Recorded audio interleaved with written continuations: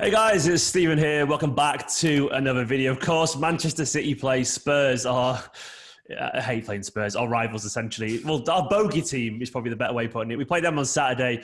And of course, I had to speak to a Spurs fan about this game. And I spoke to Matt a few times about Spurs in the past. So I thought I'd get Matt Hayes from the Tottenham blog on to run through Spurs this season so far. It's been a weird season. But Matt, how you doing, mate? You okay? Yeah, look, I'm outside of football, I'm doing well. And I do have to say, you saying you're scared of, or you don't like playing Spurs is music to my ears, because it's been a long time since I've heard any opposition fan say that. Yeah, look, I can guarantee I'm more scared of this game than any of you might be, but always a pleasure coming on here with you, Steve. How many times have we played you where we've had 20-odd shots and you've had two and you've scored, and you're obviously the Champions League? Just no one likes Spurs from a City perspective. You have some curse over us. It's horrible. But one thing that has a curse over you so far is your form, because you've obviously lost 3 Premier League games in a row. You've got Antonio Conte, a world-class manager. I think an arguable a world-class manager who's won trophies everywhere he's gone. So where are Spurs? What is going on with Spurs at the moment? Your season seems in a state of flux. You have got 3 games on United, which sounds crazy, but you are, I think, 7 points behind them, down in 8th at the moment. You still have a top 4 chance, but what's going on with Spurs this season, Matt? What's going on? Look, if anyone can get an answer to that question, I'd like you to let me know, because I haven't a clue.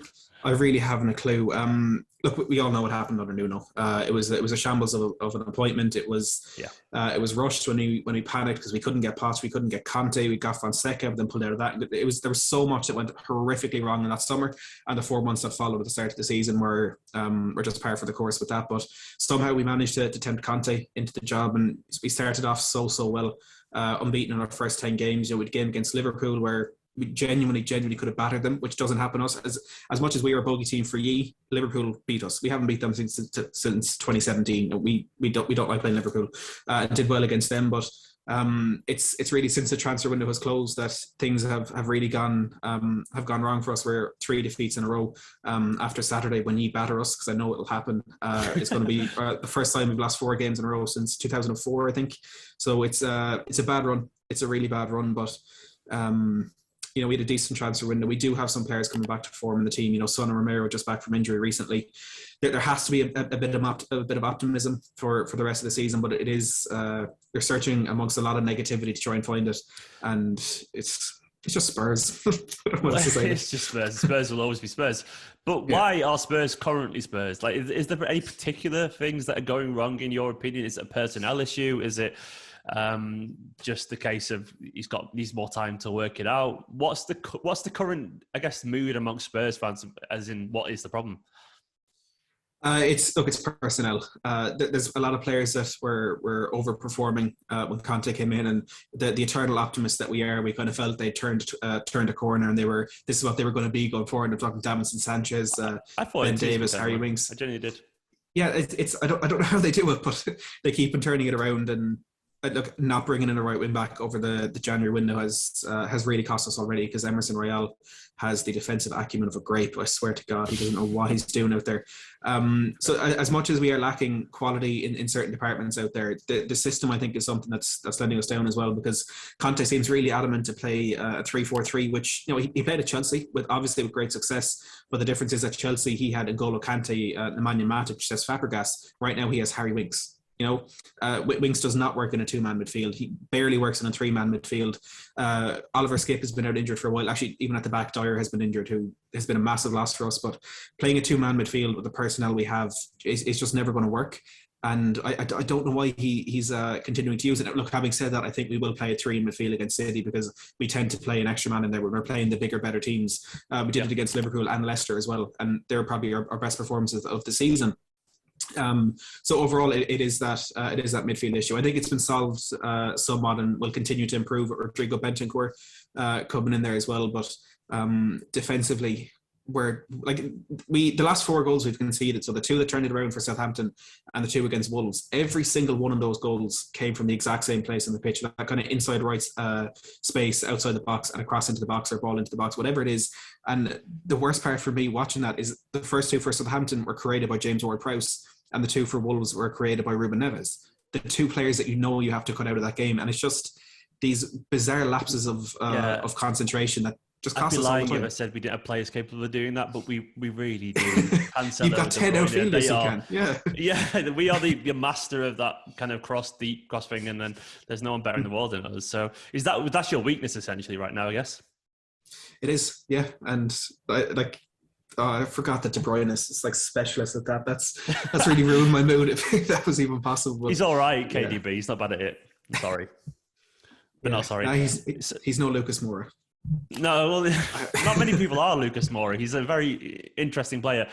So you were mentioning to me before in the failed tape, we did a tape, by the way, and I messed up because my camera went full, about Antonio Conte essentially moaning to the Italian press about Tottenham's ambitions in the transfer market, comparing yourself to Brighton and Aston Villa and Newcastle, as opposed to the upper echelons of the Premier League right now. And I guess the perception from at least me anyway, as a non-Spurs fan or outside, is that there could be some troubles in paradise there, and that Conte could maybe be having some doubts. But Conte's a really intelligent manager. Surely he knew what he was getting into when he joined Spurs. Spurs that have a reputation of being big spenders, they have a reputation of promising a lot, delivering a little. Is there any fear amongst Spurs fans that Conte could just walk, or is he playing the game in the press to get what he wants?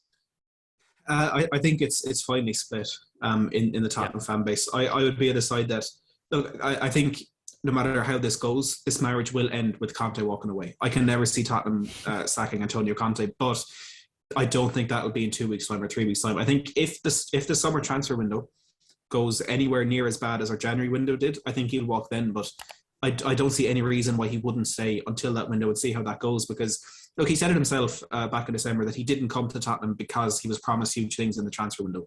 He knows that we're not going to be able to compete with City, with Liverpool, and you could say on a financial front with even Newcastle at the moment. So he knows that's the case, but he needs the club to match his ambition. And there is a little bit of a fear there that the club aren't really going to do that. Like I mentioned earlier with Pochettino, Pochettino came into a team that had like Kyle Naughton, Yunus Kabul, like these dreadful footballers, and on a net spend of 12 million per season, he got us to a Champions League final.